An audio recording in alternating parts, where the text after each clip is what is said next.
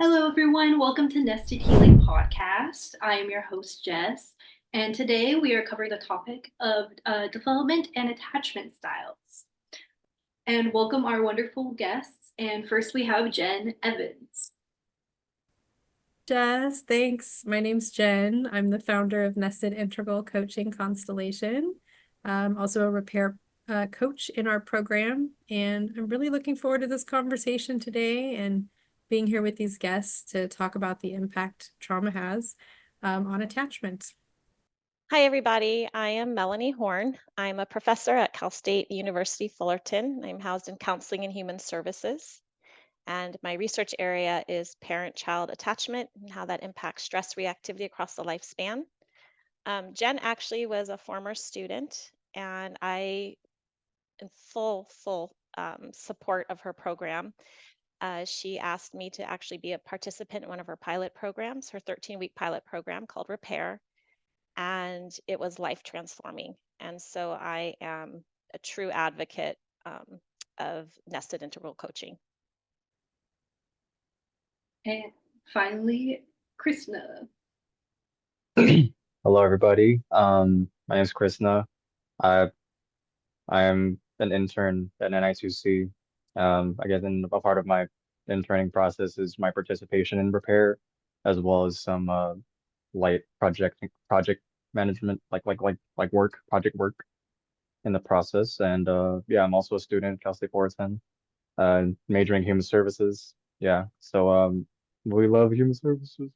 We do. Yeah, so yeah, and I this is actually really like unintentionally like planned or unplanned, but I actually did also write an article that was on that touched up on attachment styles. So that was relating to like a little bit of like gratitude, but also just how that trauma affects us growing up. So I was like, oh hey, I know this subject a little bit. That's wonderful. Thank you. Great, wonderful. Well, thank you guys all for being here and coming. We greatly appreciate you for coming and having this conversation. Thanks, Jess. Thank you for having us, Jess. Thank you guys for being here. So I kind of wanted to start with what the first question that comes to my mind, which is how does trauma impact human development and attachment styles and through the course of life? That's kind of, I feel like, the overall topic or question I have when it comes to this subject. So I want to ask you, beautiful human beings, um, how do you want to, how do you address that? How do you make sense of that?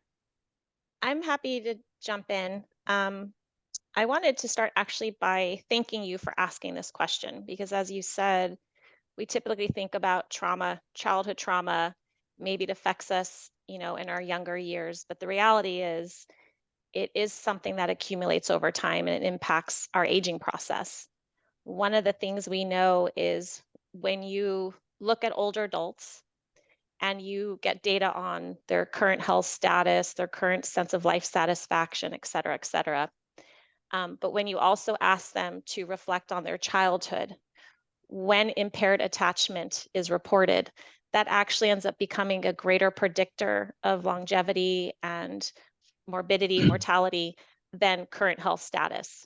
So this is a critical thing. We all know that stress gets under the skin. That's sort of the cliche, but it literally gets under the skin and impacts in our formative years, even in utero, how our brain develops, dendritic formation, everything. And it's so great being in the stress world that we really are understanding that mechanism and that we have ways to actually study it and then develop interventions.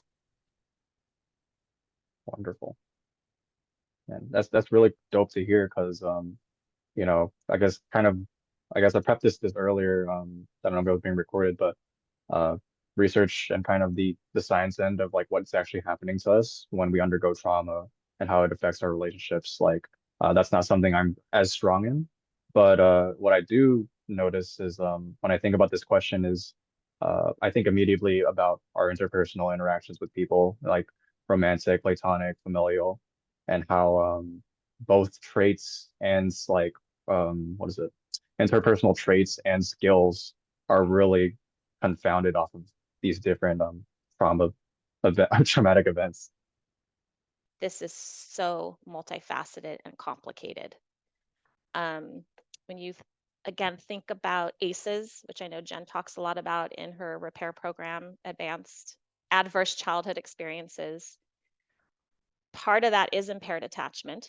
It's also being under-resourced, growing up in poverty, physical abuse, etc. But the thing about parent-child attachment early on is that can serve as a increased vulnerability factor, but it can also serve as a protective factor.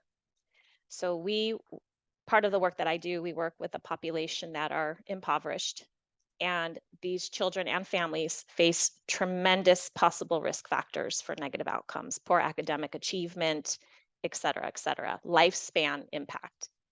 But when you start to build the parent-child attachment, even when the child is younger, preschool, kindergarten, et cetera, repair can happen, which is why I think, Jen, why you picked repair for one of your program names. Repair is an active way to sort of redefine the way your brain and body react to stress. So the reason I say it's complicated is because not everyone who's exposed to, let's say, ACEs, are going to have the same outcomes. There are personality factors. There's also genetic factors, which relates to personality. But one of the things we do know with parent-child attachment is if it is toxic, well, attachment, if it is toxic and then impaired, part of that is inherited. And so we call that epigenetics. And I'll just add one thing about that. And then Jen, I definitely want to hear your thread. When I originally started grad school, I wanted to study stress. And during grad school, I had a moment where I'm like, I'm not doing this anymore. I was sitting in the lab for 14 hours trying to analyze data and it wasn't working. And I thought, forget this, screw this. I want to go follow my passion, which was to work with primates, orangutans. And so I started actually reading about them and their interaction and their development. And it led me to read a lot about animal models. So even simple things like when you look at rodents, and when the mommy mouse licks its little baby mouse, and then you look at that longitudinally, we know that that is their way of creating secure attachment. And those baby mice will live longer, but then they're also they're more likely then to enable the same pattern. They're more likely then to provide maternal affection. The mommy mice that didn't lick their little babies, those babies showed more anxiety and distress, health problems. And then if they went on to have their own offspring, they also showed impaired lack of attunement with their child or their baby. And that's when it struck me that this is the key to understanding our well-being. And so anyway, Jen, what were you going to say? Yeah, thanks for everything you guys have brought in. Really great points. I think I was going to talk about the way that attachment forms in those really early years, the years we don't even have autobiographical memory of, right? So infant up to like about 2 years old. The way that the attachment forms around that point in our development, it like really lays down a sort of template for how relationships are going to go lifelong.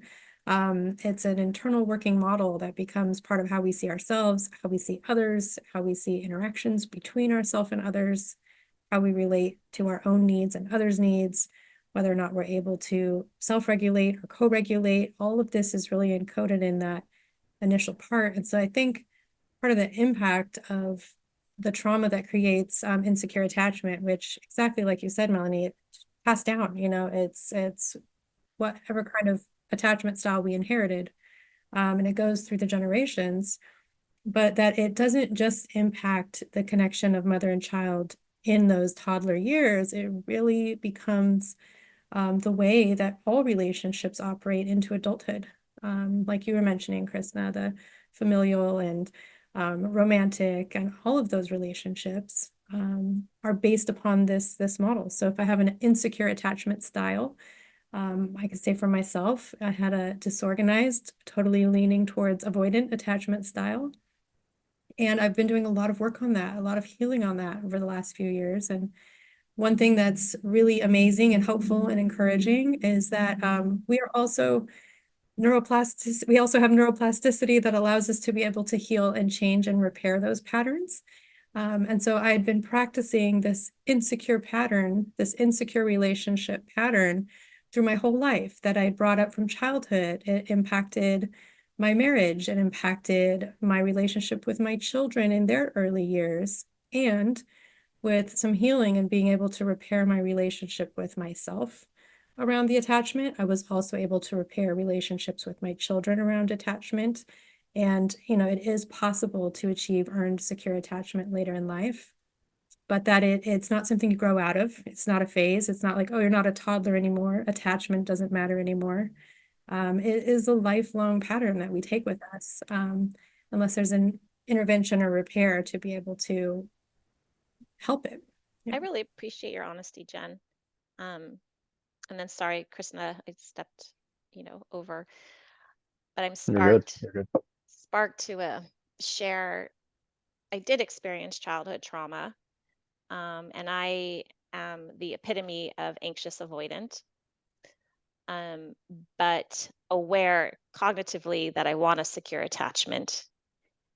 And the subtlety of you see your parents' relationship, how they interact with you, it appears healthy because you don't know anything different, and how you bring that into your interpersonal relationships. And so then again, it's complicated. You bring one person who has a different kind of attachment style. Maybe it appears healthy because this person validates you, they unconditionally love you. This other person comes in and isn't sure about that. And then you start to, sometimes, at least in my case, co-regulate together, which you start to feel like, okay, that's safe. I've got someone on my side. But oftentimes that co-regulation is unhealthy. And so it is, as you said, Chrisna, in every relationship, and Jen, as you said, across the lifespan, it's a constant unfolding of the self. One of the things I really love about thinking about this literature and this research and observing this in the world is we talk so much about stereotyping others, but when we start to reflect on our own attachment, it really is challenging the self-stereotypes we have of ourselves. So I know through my own journey, and I continue, there's this feeling of I'm just broken. Like I'm a good person, I have good friends, but I'm broken. I don't really understand what a healthy, intimate relationship is like. And that is incredibly scary when you don't really have that core foundation, right? But then people are resilient and you can repair. You really can make changes. I think where I was kind of going was like also like in my healing journey, because I've also had a very insecure attachment style growing up and everything. Um, and noticing as I've gotten older, also my parents have a very insecure attachment style. So even through my healing, even being able to like present and show them certain things in a way that they can take in, because I know not everyone's always ready to heal and you can't really force that upon people.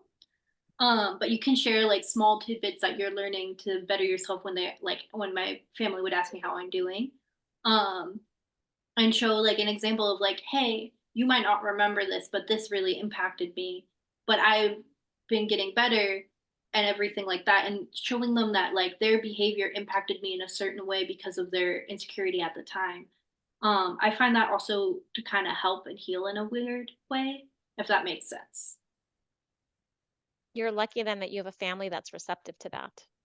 Oh no, completely. I Yes. think it's been an uphill battle, for sure in many different respects. But I think because I operate very differently than the rest of everyone, um, in a way that they have become receptive because of our fighting in a way. Like I've had to fight for my own place in a way. So even through that, going forward has like created betterment for the future, I hope. For sure. Thank you for sharing that with us. I'd like to piggyback off of that too with fighting for yourself, for fighting for your place. Because recovering people pleaser here. And I would say like that's a really strong part of the experience for me was having to really distinguish the difference between like, am I doing or thinking something because I want to, or is it just me like subconsciously trying to like chase this attachment that I'm like really needing? But like thankfully nowadays it's a lot different. I'm a lot more securely attached than I was back then, and I think a big part of that is like I can even get meta right now and just say like, oh, like I didn't speak for like the last like what 10 minutes, and it wasn't because anyone was stepping over me, and it also wasn't because I was like, oh, like I don't feel valuable enough to talk. It was because I really did want to hear what people had to say, and I wanted to make sure I gave them that space, as opposed to like I think growing up a people pleaser and having an anxious attachment to people, like it can be really easy to just be like, okay, like I won't do anything. Don't leave me. And no, but I guess like it's a really difficult battle to fight with yourself, as you guys said, because it's really bigger than all of us. And I guess ecological model and all these different things to consider. I think that is so insightful what you just said. And you described it, I think, in the way that so many can relate to. When you're insecurely attached or anxious or you're a people pleaser, you layer that with perfectionism, you often step outside yourself and kind of watch yourself interact with other people. And then there is that self-imposed judgment. It's so hard to disentangle all that. I think one of the things that's important to this is to start forgiving yourself. Everyone says you need to forgive other people because otherwise you're carrying that burden. I don't know if I agree with that. I don't know if there are some people I can forgive, but I need to start forgiving myself for the role I played in that relationship, or forgive myself for maybe the person I chose to live my life with. Hmm. The one thing that I'm proud of is, because I'm so aware of how important this is, and I'm grateful for that, is I made a decision when I had children that my whole purpose was to stop the inherited trauma. And I exhaust myself trying to be very in tune with my kids and doing a lot of repair work and doing a lot of honesty and letting my children know I am not this perfect put together adult, which I know all children want from their parents. It just doesn't work that way. But I think them learning that I am still growing, it has given them the space to realize they don't have to be perfect and that they can take risks to figure out who they are. It is such a scary thing, feeling like you are responsible for people's happiness. And Chrisna, you were talking about being a people pleaser. Part of that is probably us being socialized to feel like we are responsible for other people. And then a horrible feeling if they're not happy, then, oh my God, what did I do wrong? I mean, it really gets interlayered in our head. And so, yeah, Chrisna, you described that really, really well. I thought that was invaluable statement. Thank you. You're welcome. It's Yeah. nice to have young men who are insightful, and I don't mean to play the gender card, but men in general are not socialized to be emotionally in tune. They're not learned to have an emotional literacy. It's I'm angry, I'm pissed off, I'm hungry, whatever. There's so many nuances to emotion, and I think when a man is able to be exposed to that, they become such. When boys are exposed to that, then they become men, and that's what we need. I like that. I like that. Yeah. How's it feel? How does it feel, Jen, to like hearing all these ideas and jumping out? Yeah, well, I'm loving this conversation. Thanks everyone for all the sharing that you're doing. And I'm recognizing the difference in some of the attachment patterns, right? That insecure attachment has multiple different types of patterns. There's that the anxious side, the leaning in, the people pleasing. And I have the other one. I have the avoidant, like, oh, I'm gonna pull back. I'm gonna disappear. I'm gonna ghost people because it's all too much and too scary. That kind of avoidant leaning, which is the other side of insecure attachment. So just noting that we have the full representation here around those different patterns. And just voicing once again that's what they are. They're patterns. They're learned patterns from childhood that we learned, that were imprinted in us in this implicit way, in this nonverbal way, before we even had language, right? And that now, as adults who have language and agency and access to coaches and therapists and healing resources, we can start to take on new patterns to move towards secure attachment. That it's never too late to start, that in our 40s, which is my age, or any age, we can begin, even though we're not two anymore. It still works, right? Jen, you said something that made me think about this from a like chronological, almost historical perspective. And yeah, I'm starting to geek out the way I do. But I wonder how our culture, our politics, how that is impacting our attachment styles. Again, the researcher in me, the 1960s, 1970s, Mary Ainsworth and Bowlby were studying attachment and how that impacted brain development, et cetera. And Mary Ainsworth did this really incredible study called the strain situation. And I don't need to describe it. You can look it up. But the finding from that is that the majority of children are securely attached. And then they were able to understand, well, for the children who aren't, why? But I think now we have so much conversation, especially with media, cyberbullying. And thankfully, we are talking about it more. We do have more therapists. So I don't know if that means that Ainsworth's findings were wrong, which doesn't matter, or we're creating the trauma. And I really struggle with that, especially as someone who, as all of you, work regularly with people and you want to help be part of a community that's creating wellness. What are we doing to our relationships? Now, I don't want to end this on a sour note because I do believe in resilience and I believe in joy. And I think the most incredible thing to have is a relationship that's healthy and to work for that. But I don't know, I'm just curious what you all think, or maybe I went off the deep end a little bit. Appreciate No, you totally. bringing that in. I got tea. Yeah, I also have tea. I remember I don't know one what of my that means since I'm not young. yeah, it means like we can add on basically. Yeah. I remembered my point I was going to make earlier, which was the perfectionist mold. That's something that a lot of my research I surround about is which with other communities is there is a perfectionist mold, right?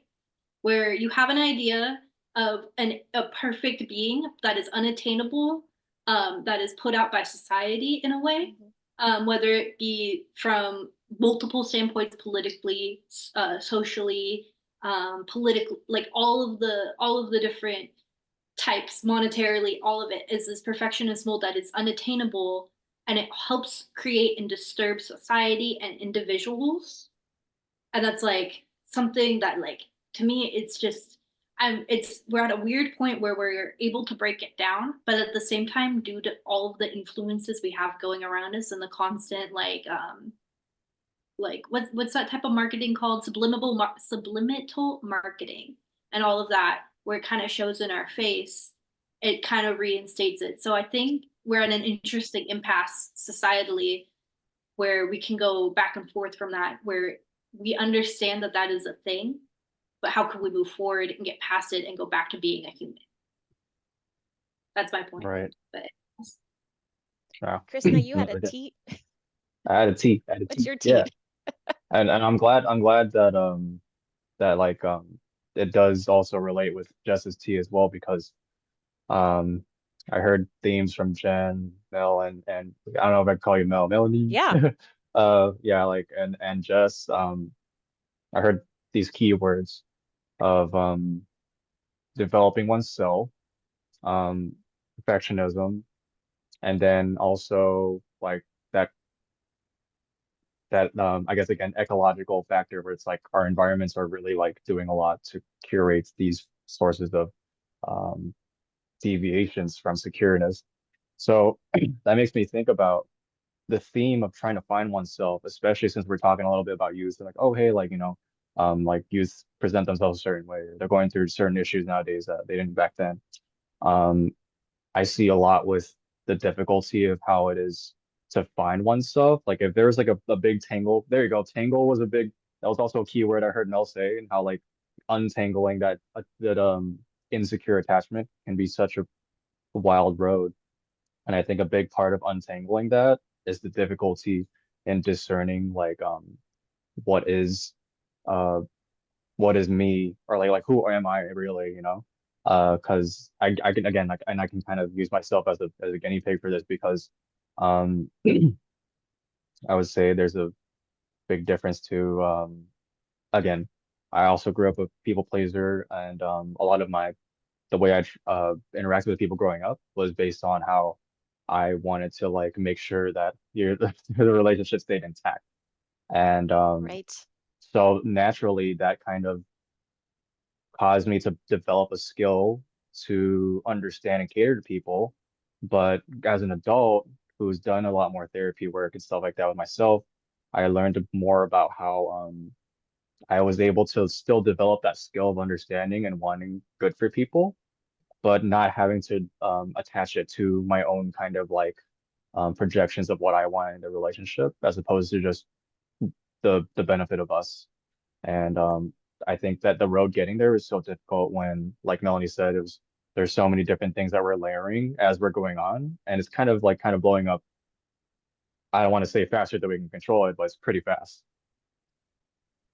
It, yeah, Chrisna, that's, I think what I was trying to say. That's what I felt. It's blowing up so fast. And this unlayering, this word we're using, I start to realize that it's that, but then it's also these constant feedback loops. So you said something, Chrisna, about you work so hard to keep these relationships intact, partly because you're a people pleaser, but partly because none of us want to feel unsafe. So we want to believe we're in healthy relationships. And so we want to be a team player, right? We are, it takes two to tango, so to speak. And so we take full accountability for maybe the toxicity. I brought something wrong to the table. And then this idea of how attachment impacts our identity is something I think a lot about. And everyone's like, don't let other people define you. But I don't know if that's actually possible. Like, we're human beings connected to each other. We do help to define each other. I am Hmm. not this, I am the same core person, but how I present myself is different when I'm with my colleagues, my best friends. Um, Not so different, because I really do believe in just being who I am. So my students, Jen, I'm who I am. Um, I think I'm losing my train of thought too, because it can go in so many different pathways. But I'm thinking about how we do need other people to validate us. Or is that a cop out? Or is that just being a human?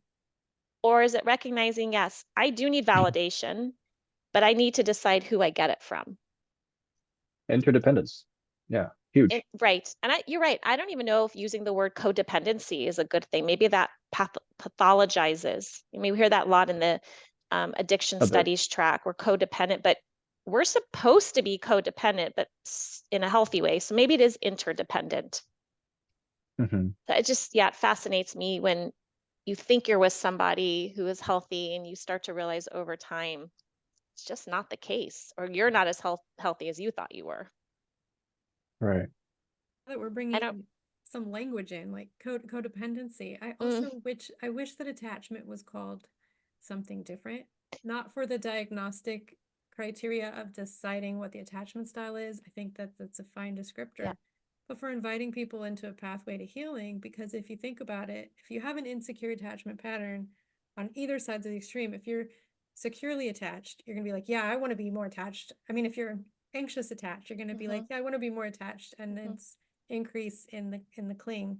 If you're avoidant attached, you're like, nope, I don't want to be more attached, so it's not inviting for a healing path to use that language, to be like secure attached.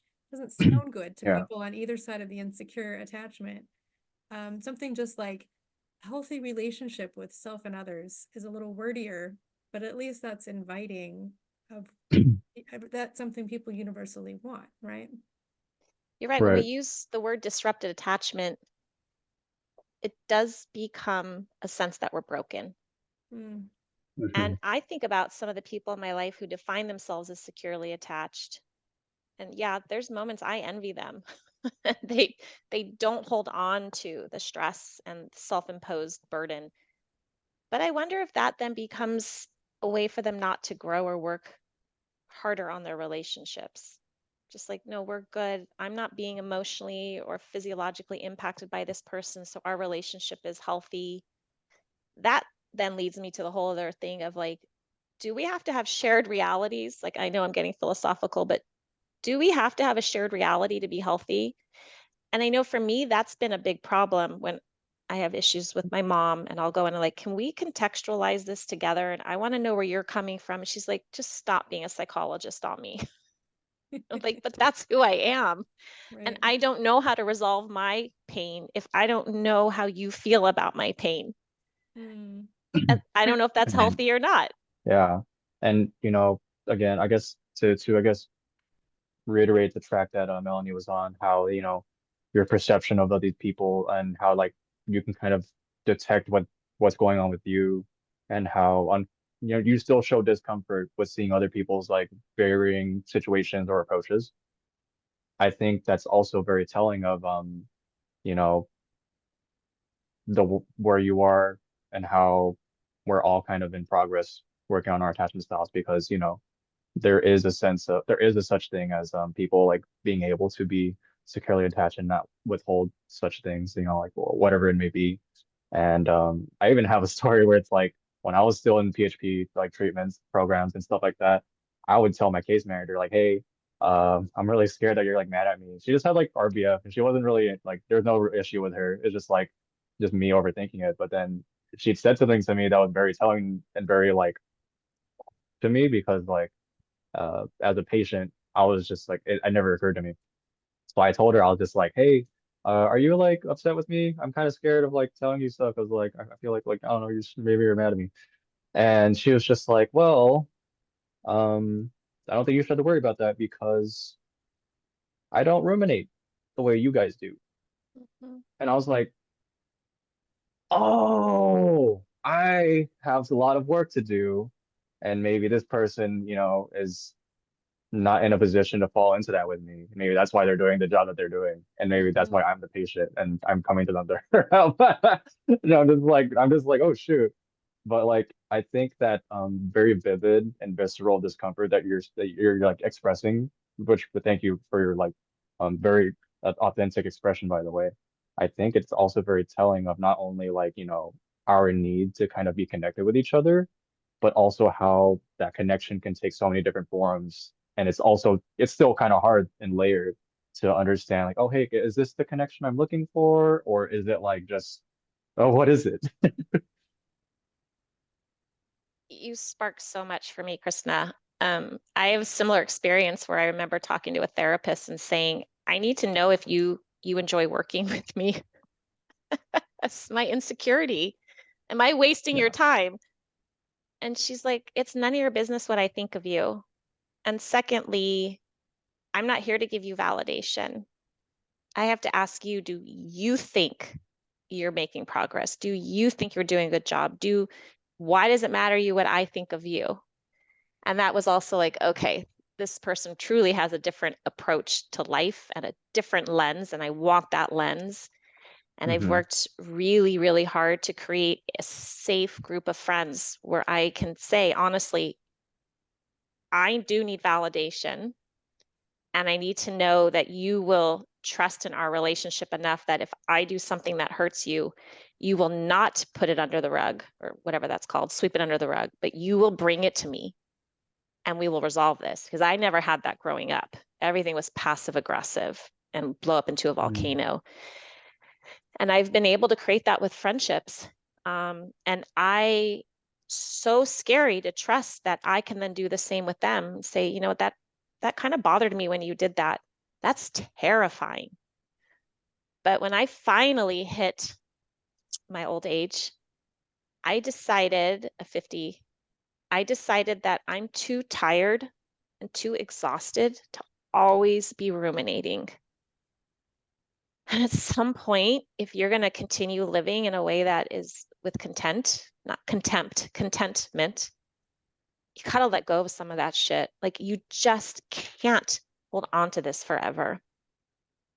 So I took a risk to jump in and possibly lose some friends, losing some relationships, because I needed to feel safe. And I wanted them to know that they are safe with me.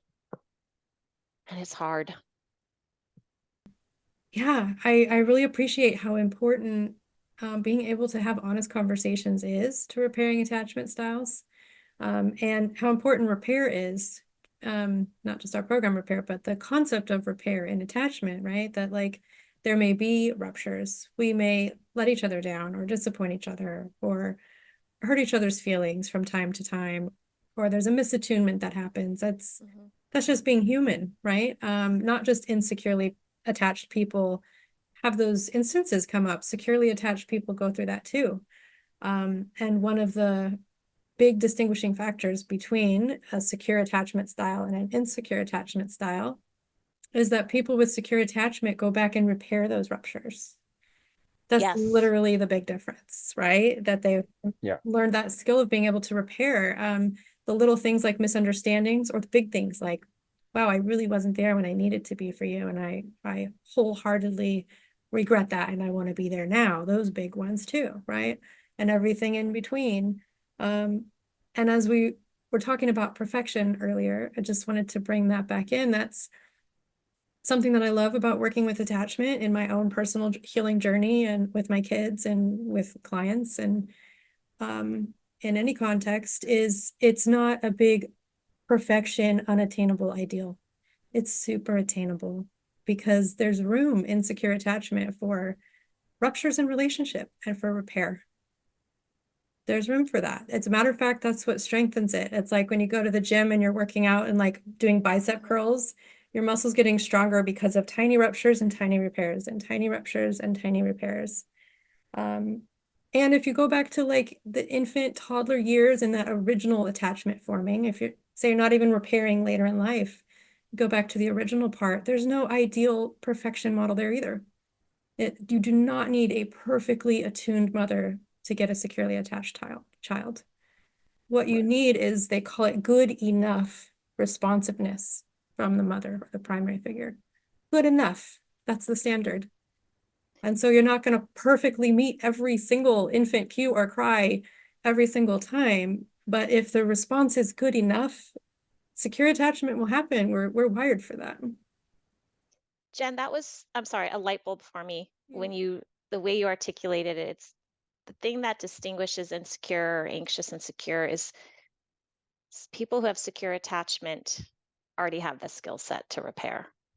And that made me think about how, even though attachment is supposed to be this stable, constant trait, my attachment styles do vary depending on the person. So with my children, because I was so intentional about the relationship, I'm very securely attached because I have been able to break down barriers and say, I am so sorry. I literally just messed up.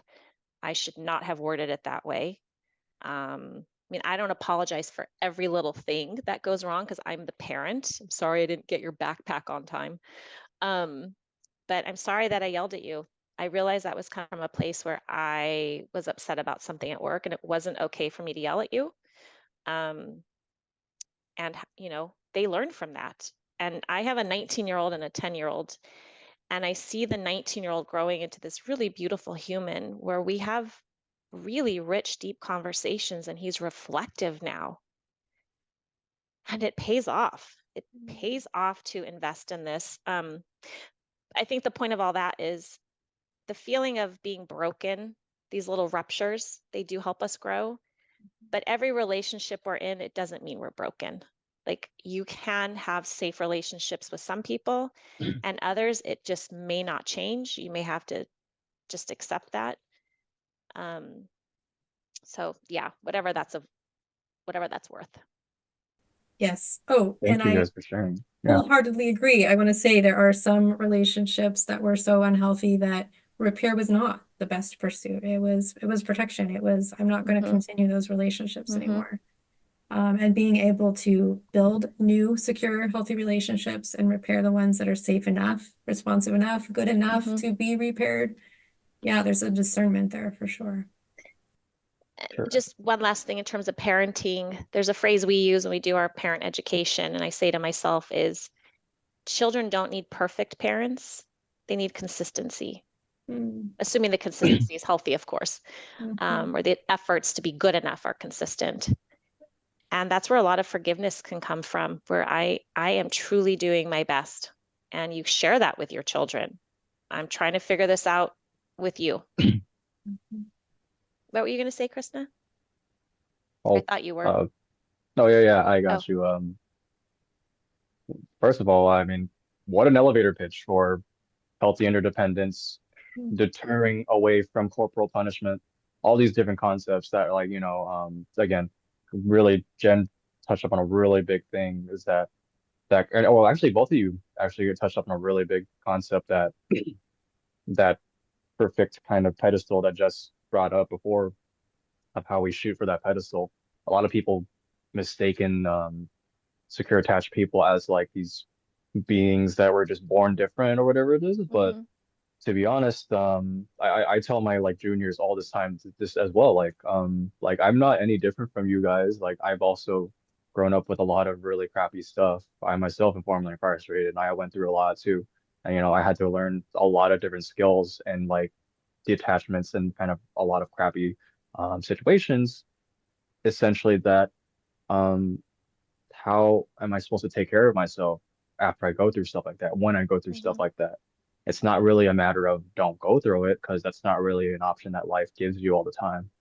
And that's not a privilege that life offers you all the time. So whether you grew up in poverty or you grew up in like $1 million mansions, um, that ability to really come back, take a step back and repair your ruptures, that's such an invaluable thing that is on a human level. That's necessary. That's why even your therapist will always tell you, hey, even like everybody needs a therapist, even your therapist. Mm-hmm. And if you ask a lot of clinicians in the field, like, hey, what's the bare minimum to like be a clinician, do you think? And a lot of them will tell you, maybe, have some like be a client for a little bit, be a patient for a little bit, Yeah. because Yeah. that those are not like born traits and as much as I wish they were um they're like very difficult skills to learn but they're not unlearnable at all. They just take a lot of varying endeavors from depending on who you are, what you're going through. Yeah, that's such a great point, Krista. And I also love that response of be a patient for a little bit, be a client for a little bit first. And that's how I got my start in this line of work. I didn't go from my like pain and trauma and despair straight into a certification program to work with others. I went through my own healing path first for a while and worked with my own coach and therapist for a while to do some of my own healing until I felt like I actually had a little bit of a maybe surplus of something to give, right? Right. And the other thing that's so important in the attachment perspective with that part there is coming from disorganized attachment and leaning towards avoidant, being in those therapeutic relationships with safe people who had done their own work and worked through their own issues and relational and attachment styles was how all that nonverbal part, how my nervous system learned how to co-regulate and then eventually self-regulate and how to repair little minor ruptures, even if it's something like having to reschedule, right? But that there's repair there, that it's not swept under the rug, that it's acknowledged, that it's a conversation that's modeled that then I get to be able to use too, right? That's how it all started to repair is relationally. Jess, I want you to talk. And then, Okay. Yeah, I was thinking the same thing. I was like, huh. yeah. I want everyone to say their piece because it's so beautiful and om nom nom delicious. But yeah, I'm like, I well, then think I have more to say. I think my only add-on to this too is like for people who are maybe starting down this road and stuff, it's not a straight line path. It's very it's not that it's very hard. It's effort and consistency. Like I have days where I'm way better at like being there with myself and being able to do things, and I have days that I'm not really great, and that's okay. It's about like working on being able to work through those days that are not great and be able to celebrate the days that you are doing good. So that's kind of like my only kind of bounce off here to like what amazing things you guys are saying. Because like in my own journey, I bounce back and forth. Especially when I'm stressed out, I notice it gets worse, and that's okay. I realize that because like when I'm my most stable, obviously it's gonna be better. But I think it's also important for me to acknowledge that even when I'm stressed out and I'm doing my best and I'm trying really hard, that is very important and key. And that should not be taken for granted, even if some days I'm not doing great. I I have like 5,000 things to say, and none of them are necessarily connected. But wanted to add this feeling of bouncing back and then forth. Like I can go from self-deprecation to I'm really doing a good job today. And I realize, Yeah. as Jess, you were saying, like it's okay to those days are bad, but then you can feel joy. Part of the work that Jen's program provides is this ability to move from self-deprecation, black hole, whatever, to allowing yourself to forgive yourself that it's still okay for me to feel joy today. Like we can carry both things. It doesn't have to be black or white. And that is something I learned from her program. That's really hard because that takes forgiveness. And I was thinking also, Chrisna, you mentioned something, and I'm really grateful that you shared it, that you were formerly incarcerated. And on our campus, the Cal State Fullerton, we have a beautiful program called Project Rebound. And so I get to work with a lot of formerly incarcerated, and I'm always in awe, not just of the persistence academically, but the persistence to redefine what a healthy relationship is, despite these incredible challenges many have been through, not just early childhood, but living in the prison culture where it's almost a robotic, right? This is how you respond. This is how you behave. And can you imagine, well, you can, having insecure attachment, needing to be a perfectionist, wanting to evolve and change your life in a certain way. But then how do you trust people? Like you can keep trying, and then if there's betrayal, it just reinforces that negative model you have. And so, one, I'm in awe of you. I'm in awe of most humans who are trying to grow. But I also think the part of this bigger conversation is culture. And I don't just mean ethnicity and race, but your culture of your home environment, obviously, but the culture of your friends, the culture of your education system, the culture of your neighborhood. I mean, all of these factors obviously shape us. And then just the last thing is there is a genetic component to all this. And so I want to encourage myself and other people, if you are anxious or you're insecurely attached, there is nothing wrong also with talking with your doctors about obviously therapy, but medication. I mean, they often go hand in hand. This is a mental health issue. So just food for thought. Nom nom nom nom nom. Nom, nom, nom, nom. Yeah.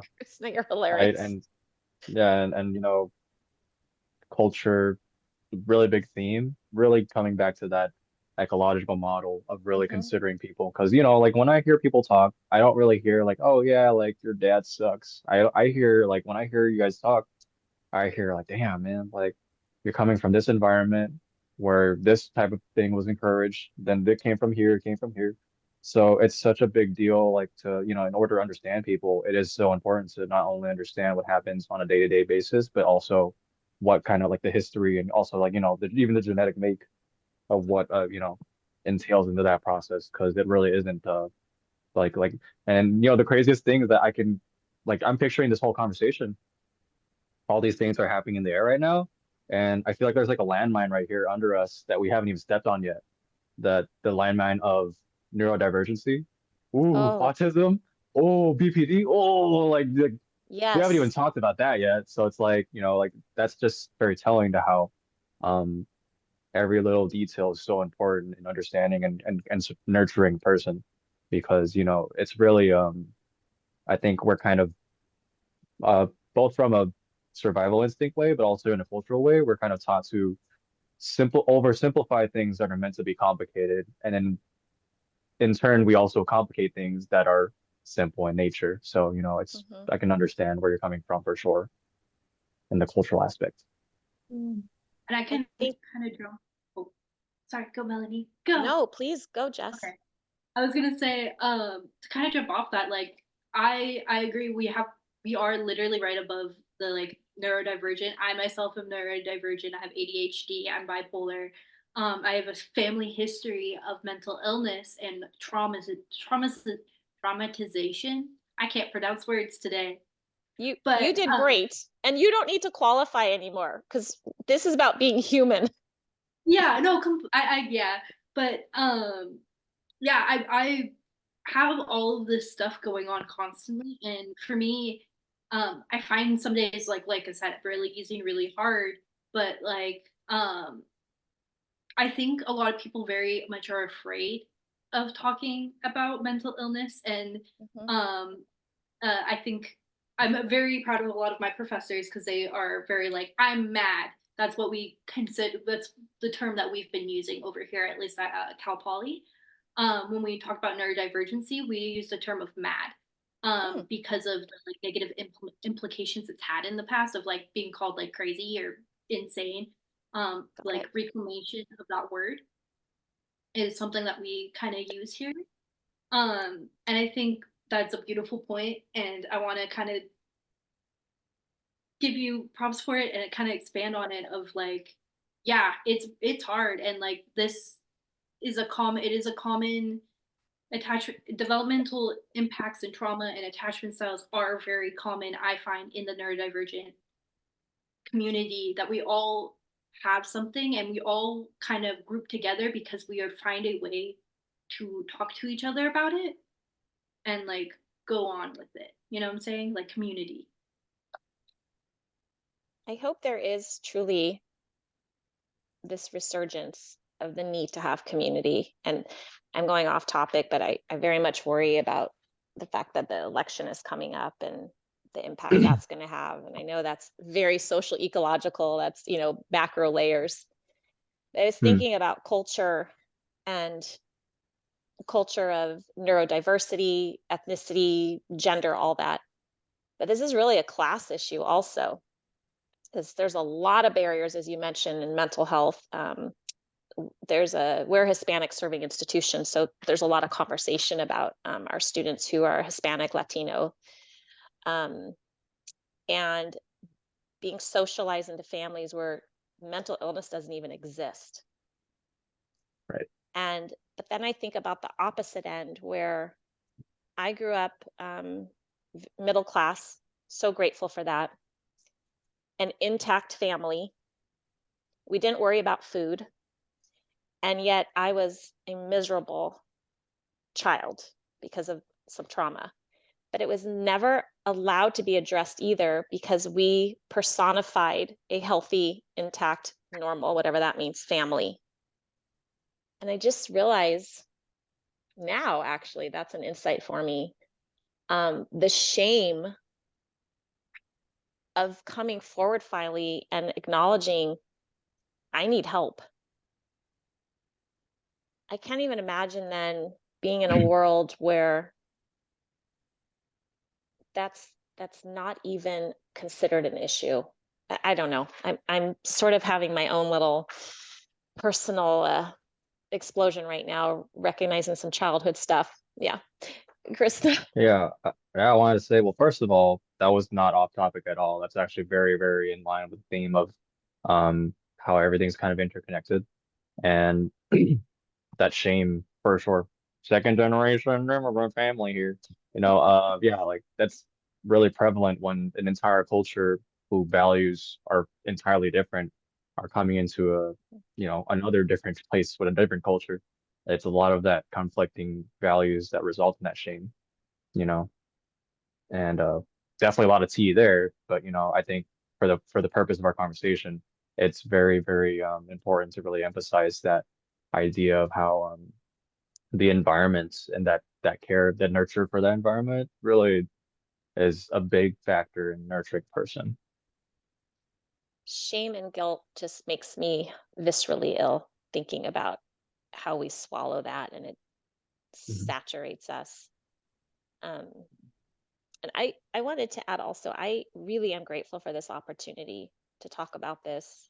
It allows for self-exploration, but I get so many different perspectives. But this has been a personal win for me, and I'm probably going to cry. So maybe you need to edit that. But this notion of, as a professor, educated, I have to be perfect. See, I'm going to cry.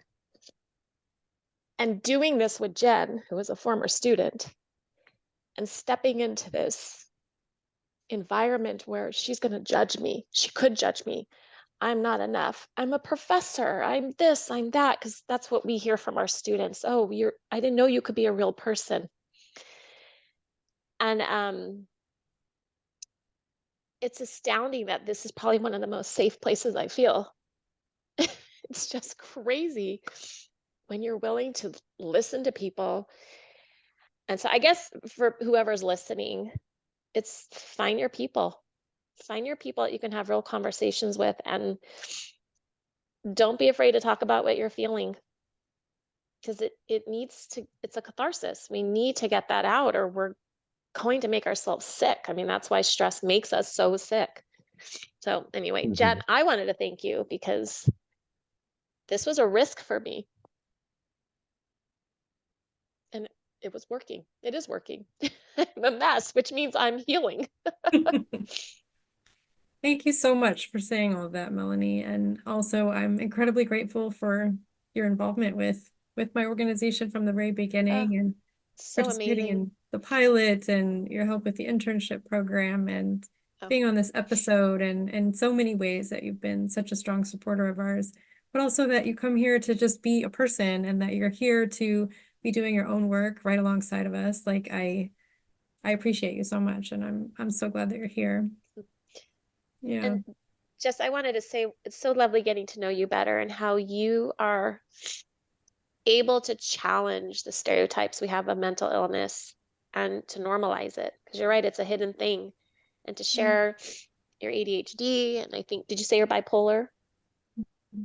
To be able to share that, that's not something we would have talked about years ago. It's certainly never something that was in my realm growing up in the 70s and 80s. All that was hush hush. And I feel so sad for the kids who grew up not knowing that they're okay, that they're enough, you know? So I appreciate being able to talk about it as if it's just something that exists, because that's what it is. It's something that just exists, and we get to manage it and work on it and grow from it. Yeah. Thank you guys all for coming and being here. And Krisha, I'll let you have an opportunity to speak, but I just wanted to say thank you. And yeah, I've seen mental illness and keeping it a secret destroy families. I've had it nearly destroy me at certain points. And I think it needs to be talked about and it needs to be in a conversation and it should be normal. For me personally, I don't understand why it can't be normal. So I'm very grateful to be able to have this open conversation with you guys all, and thank you guys for being so willing to participate and just be here. And thank you, Jen, for doing and spreading as much good as you have and creating something that has blossomed so beautifully. And Melanie, thank you for doing your research and helping people and students and creating normalization in institutions. And thank you, Krishna, for all of the amazing good work you do and helping younger people create great things and be amazing. And your Well, fun spirit, Chrisna. oh, Getting, you're all too much, man. You're gonna get me in no, trouble.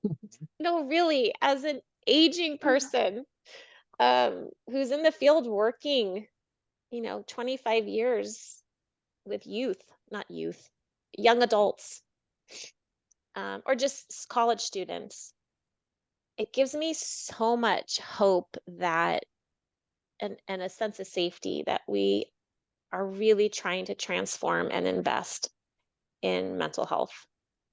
I mean, again, a whole other conversation. Are we over exaggerating it? Are we really understanding it? But Chrisna, for me as an adult, you as a man, I'm connected to you right now because I have a 19-year-old, and I'm so invested in his well-being. But, and I don't mean this in a condescending way, but like, I'm so proud of who you are.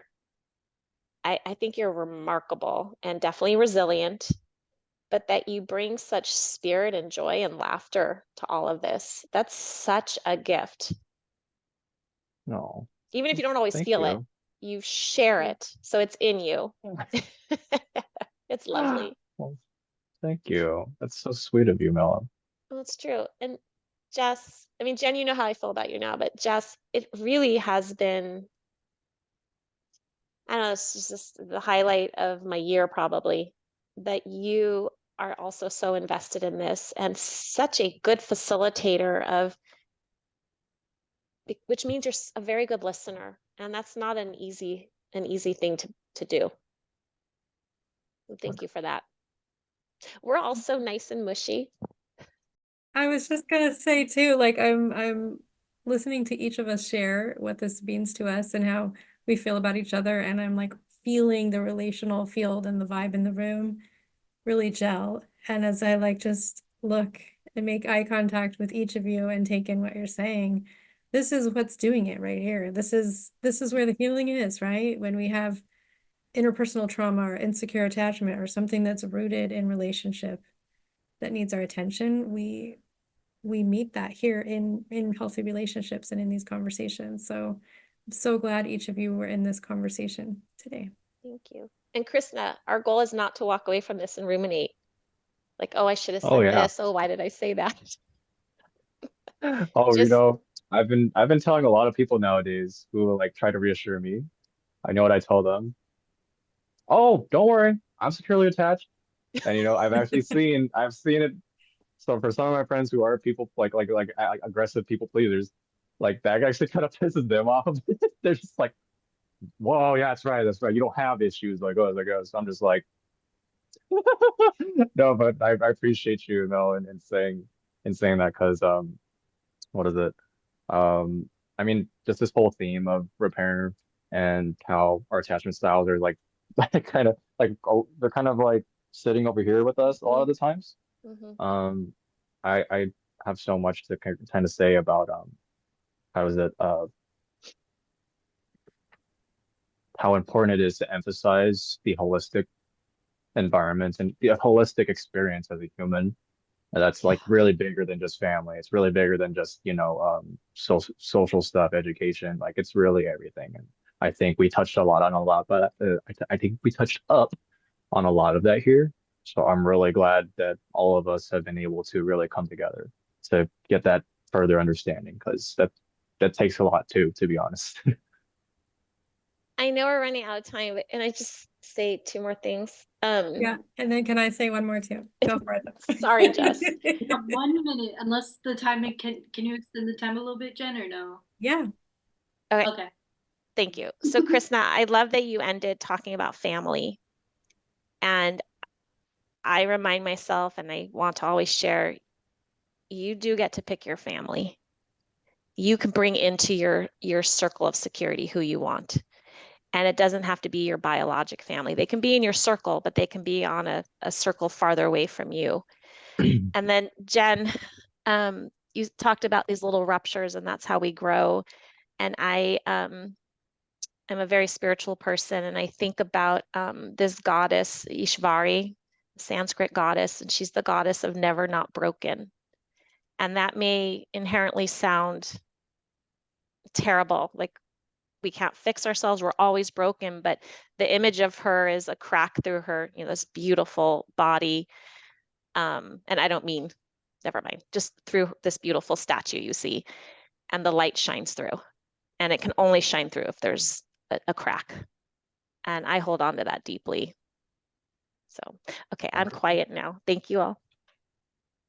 Thank you. Any last comments? Everyone's good? I have one more thing to say, which is maybe belonged earlier in the episode, but I'll say it while we have another minute. Something really important to me about the impact of trauma on attachment that I haven't had a chance to bring in yet in this kind of detail is it really affected how I felt about myself, how I felt about others, how I perceived the world. And I have these like stark night and day different kind of perceptions of all of those things from mostly my whole life up until my mid-30s, and then like the most recent few years since I've been healing. And some of the things that are different are like I used to literally believe that the world was a kind of cold or a hard or a unforgiving place, right? And now the world really feels to me genuinely full of abundant support. And my perception shift there. I know there's all kinds of things going on in the world. We talked about elections and plenty of other things that are going on. And yet I still feel abundant support in the universe that I can like quite literally rely upon. And part of that has to do with having healthier and like supportive networks of peers and friends and chosen family and all of that kind of stuff. But also part of it is bigger than that. It's more metaphorical. It's more like my perception and how I'm sitting in the world allows me to hold that perception. And then the other one that's shifted is how I feel about my own needs and other people's needs. That's a huge one that shifted. I used to have this really strongly introjected sort of opinion of my own needs, that they were a bother, that they were burdensome to myself and to others, that they were much better stuffed down and ignored and not attended to. That's rooted in attachment, right? I don't feel that way about my needs anymore.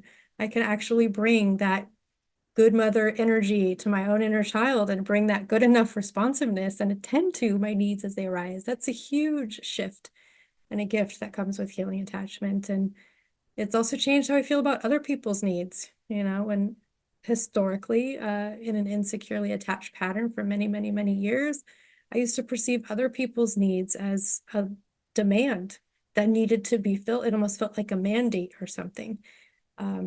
It doesn't feel that way anymore. I have much more choice and agency about engaging with other people, and I responsibly and joyfully meet needs where I can, and I don't do it out of obligation. It's a completely different relationship. So just to say all these different things, these are part of the patterns of insecure attachment. And I think I have this clear view of how different they can be, having gone from one to the other over the course of many years of healing.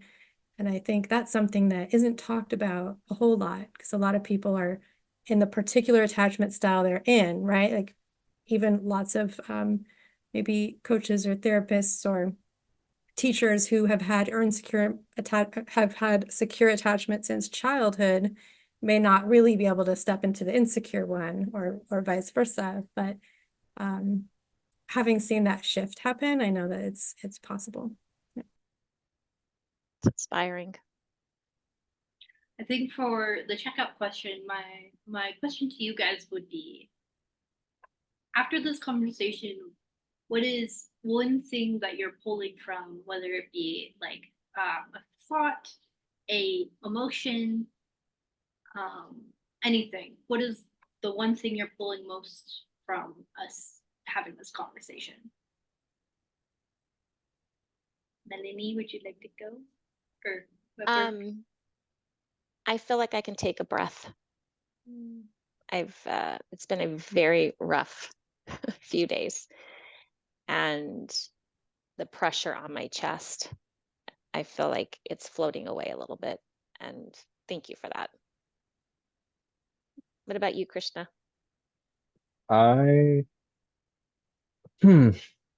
So due to my past and my history, I was really, I'm not gonna lie, I was really nervous about putting my face out here, letting people know where I am nowadays. Because for the past 4 years, as far as everybody is concerned in my neighborhood, everybody, like nobody knows where I am, where I've been. So this was a big step for me to take out, and potentially even a safety risk for me. But I still wanted to do so to kind of towards the cause that we all have share in common for mental health. And the whole field in particular, to have these conversations. But and I think the top thing I took out of it is what I would hope to continue to take out of all my interactions with the not just the field, but just people in my life, the feeling of connection, understanding, and how we can continue to grow despite what we've been taught. Jen? Thanks, everybody. For me, I think you hit it right on, Chrisna. Connection. I'm absolutely taking connection away from this. Of course, I already have a connection to each of you in different ways, and there's something really amazing about bringing a group together and forming a new connection in this configuration. And I feel like we accomplished that today in a way that I'll take with me, that will follow me into my day. And also the other thing I think I'm leaving with is a lot of hope for each of us, for all the people each of us will interact with later this day and throughout the next week, and how this work kind of spreads and ripples, and we're each going to be able to repair those little ruptures with people and do all that good enough responsiveness. And even the listeners that listen to this, some real hope that it's those tiny little actions that have the huge impact, and we brought all those in today. Thank you. What about you, Jess? I think the biggest takeaway for me that I have from this episode is really my feelings.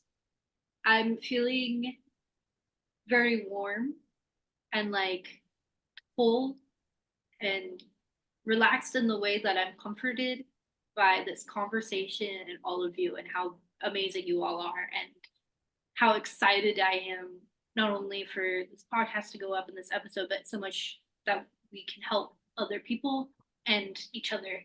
I think that's for me kind of where I'm at. I'm just very warm, kind of excited, just to be here. And I feel very lucky that you guys all decided to come and join and be here for this opportunity to speak to each other. Thank you.